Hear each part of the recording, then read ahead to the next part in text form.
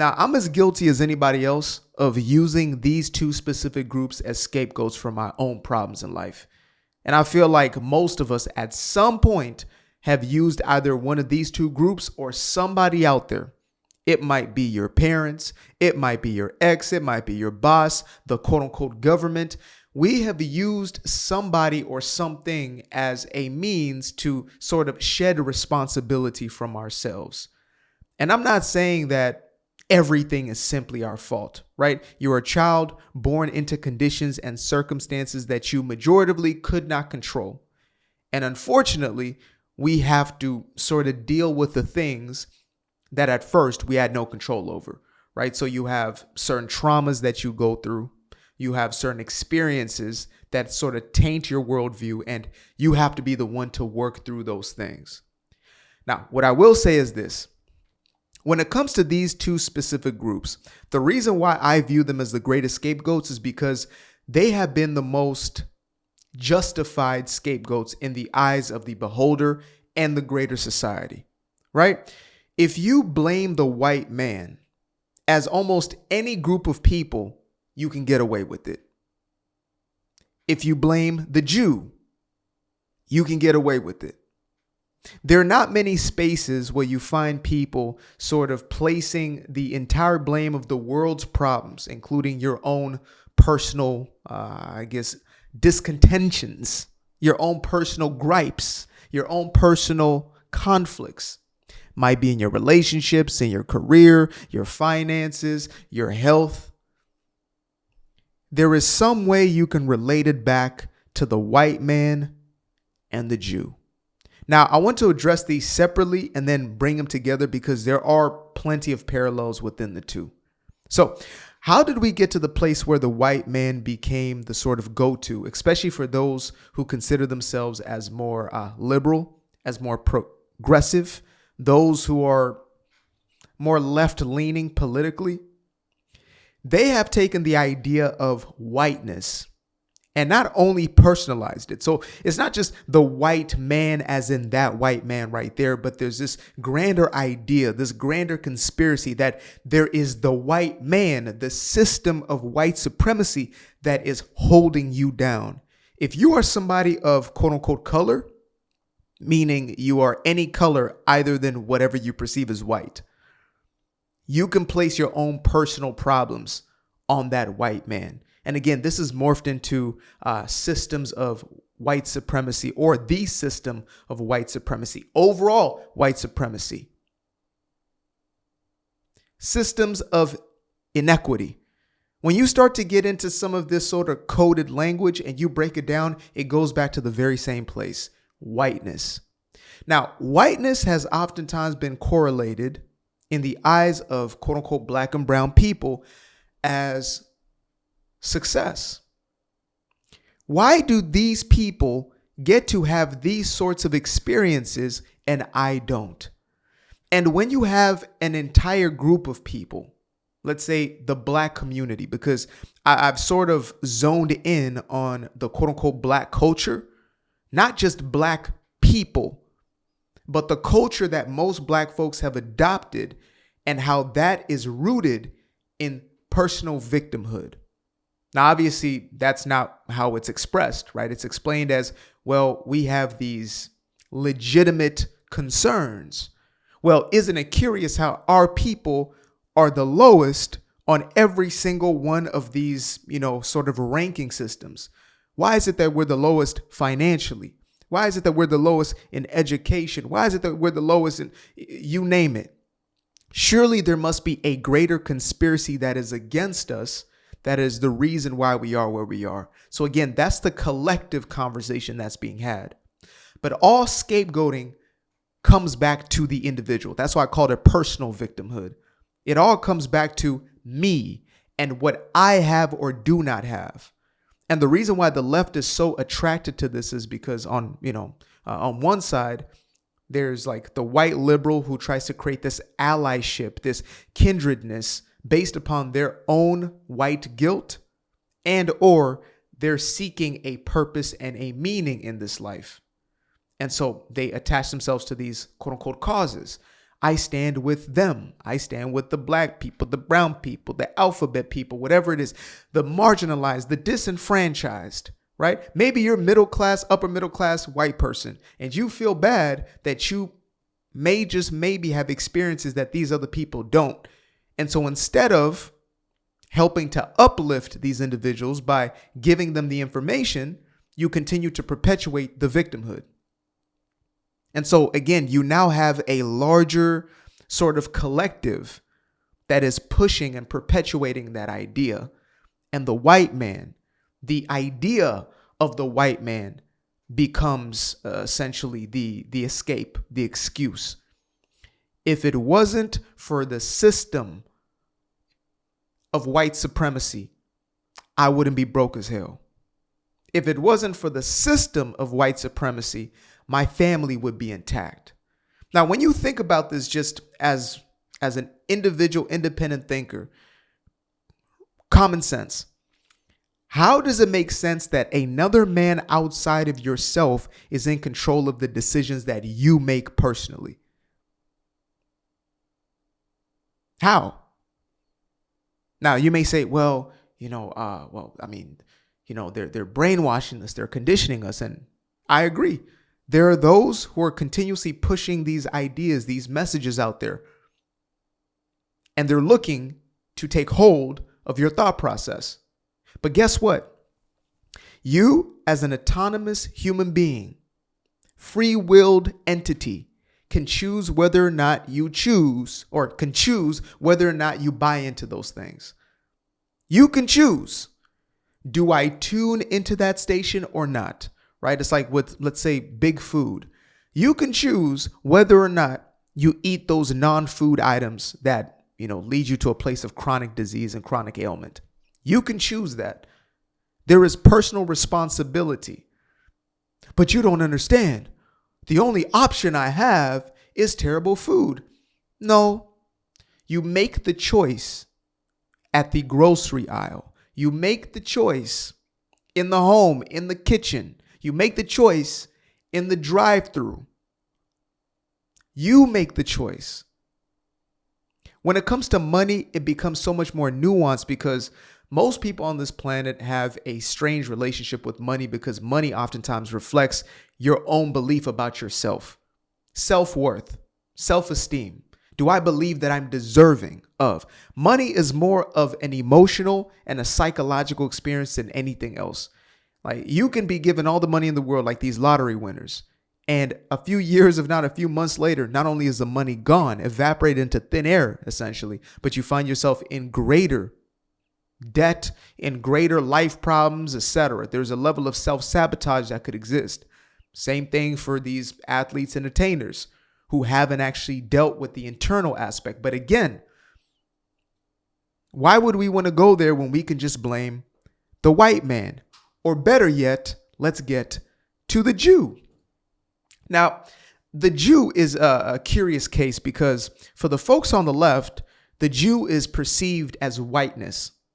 That's actually why they're easily able to latch onto an idea like, they're the colonizers, even though they are likely the tiniest country within that entire region known as the Middle East, right? They're the colonizer, even though there are 55 to 57 Muslim nations around them, and they're the only Jewish nation. 2 billion of those who want to destroy them, and there's only, roughly 7 and 9 million of them on that little plot of land, right? That all that rationale goes out the window because, again, they have been one of the greatest scapegoats. They have been a perfect scapegoat. What better way to absolve yourself of personal accountability? Let's get into finances because oftentimes that's the one that's used stereotypically. So these people are the bankers. Therefore, they're in control of our money systems. Therefore, they're in control of my own personal finances. Now, I've been broke and I've been quite well off, right? I've had both experiences, at least on average. If I'm not necessarily compared to like the 1 of 1%, but I do quite well for myself. But I've been broke. And when I was broke, there was not one time, not once, when the money from my account evaporated into the abyss due to a Jew. Not once. There was no white man who took the money out of my account. There was no Jew who took the money out of my account. Imagine that. Instead, what happened was I had a debit card and I used that debit card to purchase items that I was choosing to purchase, whether those things were necessities or those things were luxuries and expenditure. I was swiping, I was paying. No Jew, no white man. Yet, here's the story that we're told. And, in order to have these scapegoats perpetuate, you need to create a compelling narrative that gets as many people to buy into it as possible. So you all have this confirmation bias and you continue to parrot the very same talking points. Like, people think these discoveries are new, right? Just because you have these YouTube rabbit holes, you're discovering a whole new wisdom. No, these were things that were being expressed by the likes of Karl Marx before the little mustache man. Karl Marx had a book basically explaining, what do we do with the Jew? Well, we should take away his Judaism and then we should eradicate him. Karl Marx. So folks on the right believe themselves to be, void of Marxism. They hate communism, the mere idea of it, and yet they're espousing the very same ideas. The word capitalist was pushed by Karl Marx as a replacement for the word Jew. In the same way they now use Zionist, in the same way they now use Israeli, they just mean the Jew. What is a Zionist? Somebody who believes that the Jewish people deserve to have a home. Go figure. That's it. They believe that Israel deserves to exist.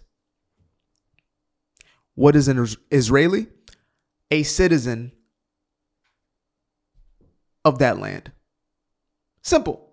But these words are used and turned into boogeymen, again, just like the white man, whiteness, in order to it's like to quantify it in the brain. We all have this desire or almost necessity to create some sort of adversary or enemy. And it's easier when it's quantified in the most simplest terms. The brain loves simplicity.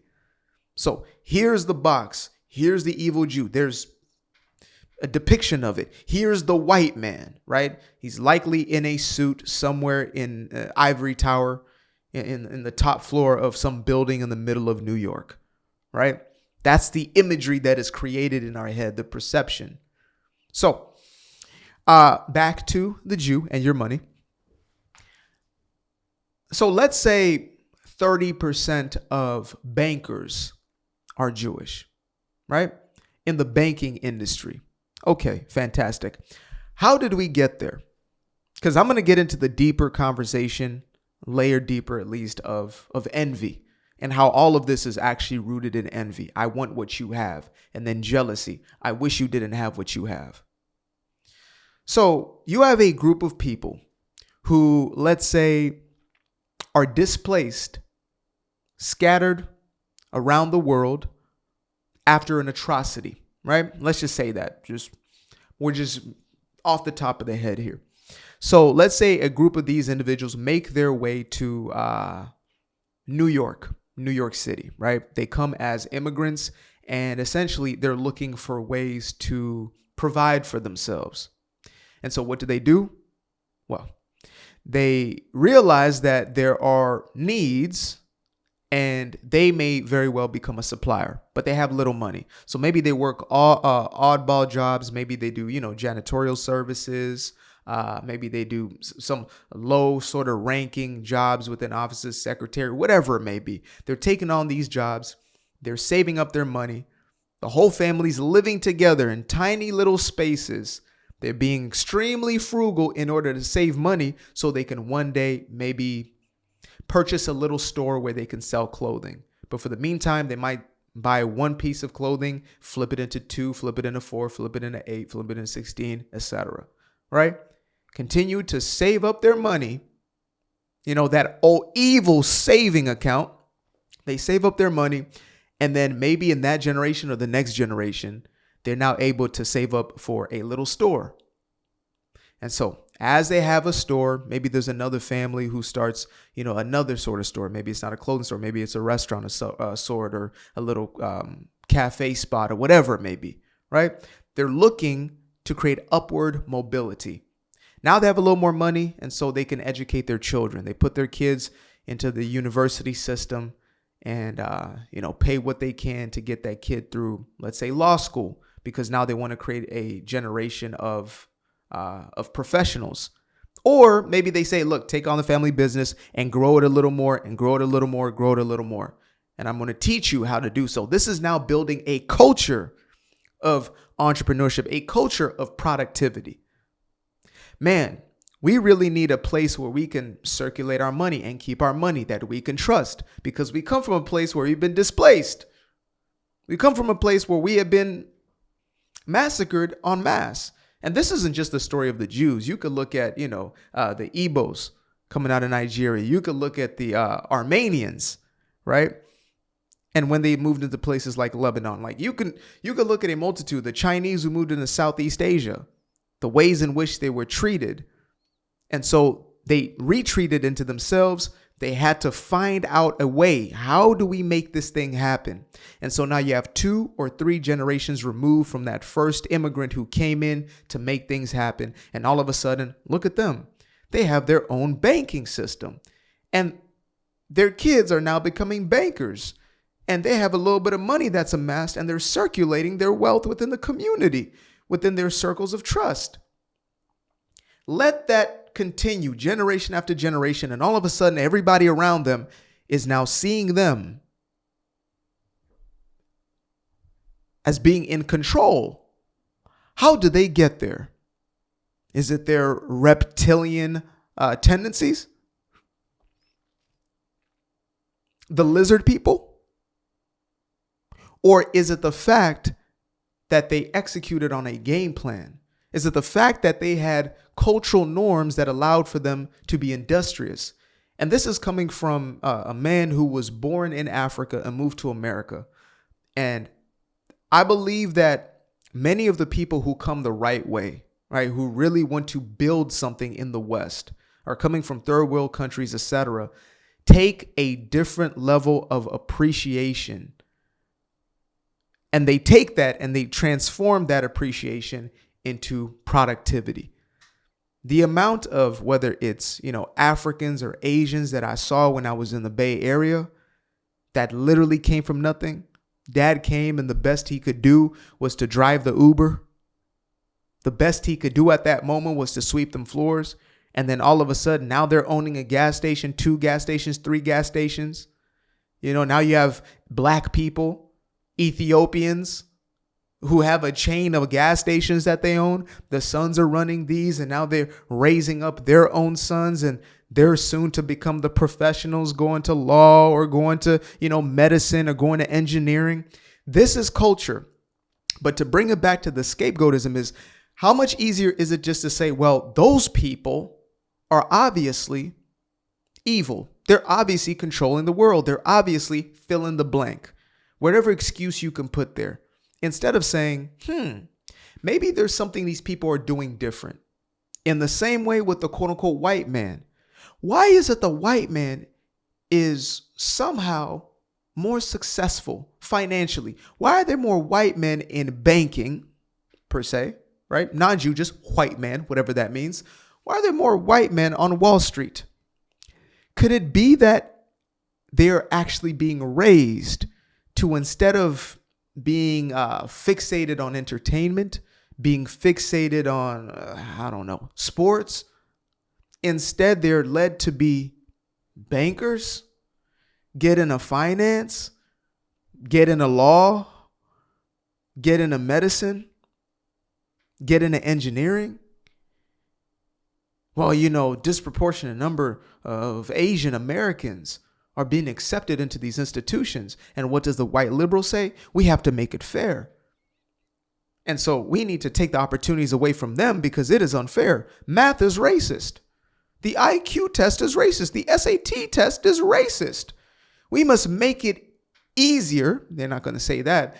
We must fit it to the individuals who are not thriving in these spaces instead of creating a sense of excellence in them like they did, unfortunately, during Jim Crow, when there were black folks who had to work twice as hard back then. And guess what? They became twice as good. And guess what? Those people became extremely impressive, even in the midst of, these democratic segregatory laws like Jim Crow. But yet here we are in a completely free domain. As a matter of fact, it's even more so than that. If you're a person of color, you now get the leg up. If you're a quote unquote marginalized person, you now get the leg up. And yet still we see failure. And yet still we see average. We don't see high levels of competency coming from that because it disincentivizes you. So dare I say that struggle may even have catapulted these people who then created a culture for themselves of let's move to the next level and the next level. Let's keep growing the thing. Let's keep building the thing. Let's allow for our children to now become, professionals and get into this working world and be the best performers in those spaces. 20 some odd % of the Nobel Peace Prizes that have been given out, the Jew. Oh, it's a conspiracy. They're just giving each other the award. So is it a conspiracy that black people are disproportionately the percentage of people within the NBA and the NFL, that in the last NFL draft, I believe only 2, if not 1, white men, were drafted onto a team? 2 out of 30 some. What? How many is it in the NFL draft? See, look at me forgetting. I know NBA is 30 or 31, right? You have more than 90% black men, whether it's quarterback or defensive tackle. Now tell me how that right there does not qualify as conspiracy. How can you not scapegoat that? Well, it's a black cabal. Obviously, it must be. But again, in order to justify these scapegoats, you have to create this sort of body of quote unquote evidence. And that's what's happened within the world of conspiracy, which I think it's healthy to question everything. And notice, I didn't speak of the Israeli government. I didn't speak of any of these things because it's not about that. It's about the people themselves, and they become quantified as this sort of, this monolithic group. Again, I never created these. I have been around Muslims, Jews. I've been around Christians. I've been around all of it. And I've seen that there are poor Jewish people. I wonder whose bank account they're controlling. And then there are those who are crushing it, leaders of industry. In the same way there are in every single ethnicity group. It just so happens that you have a larger percentage in this group because culturally, those are the things that they're pushing for. But again, that doesn't work for scapegoating. That doesn't allow me to express my own insecurities, my own feelings of inadequacy. I see the things around me, see the ones around me. These groups of people are thriving. These people are succeeding. This tiny group of people, again, be an Armenian in the middle of Lebanon, be a Chinese Chinaman in the middle of Southeast Asia. You're the minority, tiny minority, and yet here you are controlling 30, 40, 50% of supply chains in this industry. How is that fair? It's not about fair. It's about what are you willing to do within your own household, you as an individual, and are you willing to turn that into a culture? People cry about generational wealth. You know what it takes for generational wealth? A different mentality. You can't have a beggar's mentality, a victim mentality, a blaming mentality. You are fixated on blaming the white man, the red man, the Jewish man. You are going to remain stuck. It's always been about this one thing. Envy. I want what you have.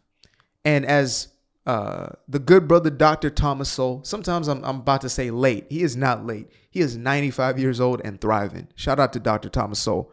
As he says, how do the Jewish folk get people to stop hating them? The answer that he had for his friend was simple. Fail. If you want people to stop hating you, fail. Have you not seen that in your own personal life? When you start to succeed in whatever area, maybe you're finally getting your body in shape. You're getting fit. Now all your big girls, all your home girls, your supposed besties and sisters, and all of a sudden they're looking at you crazy. They're making sly remarks. All of a sudden they're distancing themselves. All of a sudden they're trying to sabotage you. Oh, you're so boring. You don't want to do anything anymore. You're no fun anymore. You got that promotion. Oh, I mean, well, anybody could have gotten that. Now you're being slighted. The more you succeed in this life, the more you're going to feel the pressure, especially from those who are closest to you in environment, especially those people. You're going to feel it.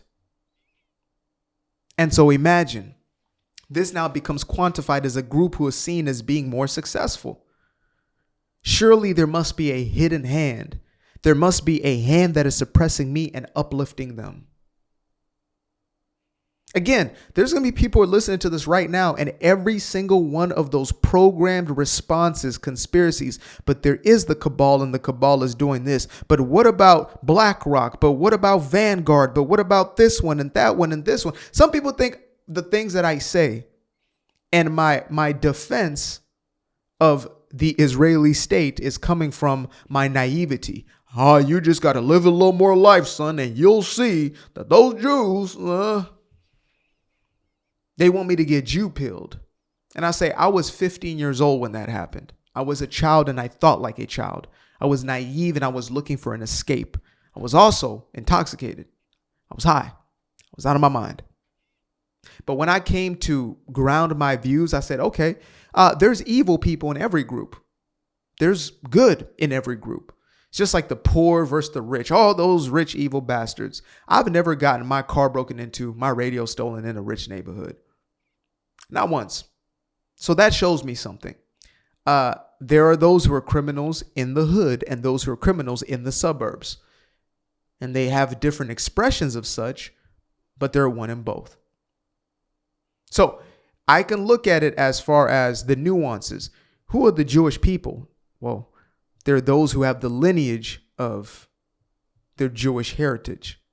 It's truly that simple. It's like, who are white people? Whoever the liberals decide are white people. I guess that's how you quantify it. There are many practicing Jews, many who don't. Many who believe in the state of Israel, some who don't.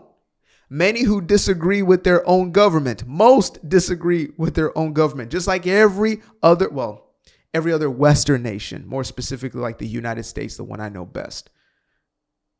And I forgot who said this, but they put it so succinctly. The difference is when, somebody is criticizing America or America's government, it doesn't necessarily mean that they want to see this place destroyed and for Americans not to have a place that they call home. But that's exactly what it is when it comes to Jewish folk, because it's rooted, again, in that envy that materializes itself as, well, there's this grander conspiracy that is allowing these people to control my personal life. You've almost caricatured a group of people. Again, what is the white man? Who is the white man? Is it the dude in the damn trailer park? The homeless dude that you just saw tweaking out on the street with nothing to his name? Is it the dude who's struggling with his debt? Is it the one who was raised without a dad in the house? Which white man is the one who's in control of your life? Which Jewish man? Is it the poor and destitute one who's barely affording rent for him and his 5 kids and his wife? Is it the one who was raised without the father in the household? Is it the one who's working at the convenience store? But it's the system. No, it's a valid excuse to continue to be a victim. Appreciate you guys for tuning in. Now, if you'd like to stay around, make sure to click that little subscribe button down there, or you can show some love by going to the description below and clicking on the button titled Buy Me a Coffee. Leave a little something there, or click on the Cash App.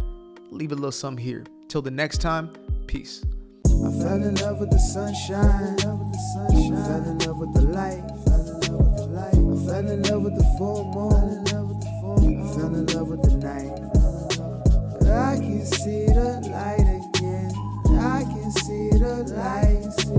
You can see the life in him illuminate the night. I know the time is taking. A 365, that's a full rotation. I see you looking up, you know them constellations. Constantly gazing like house of praises, you get to praising.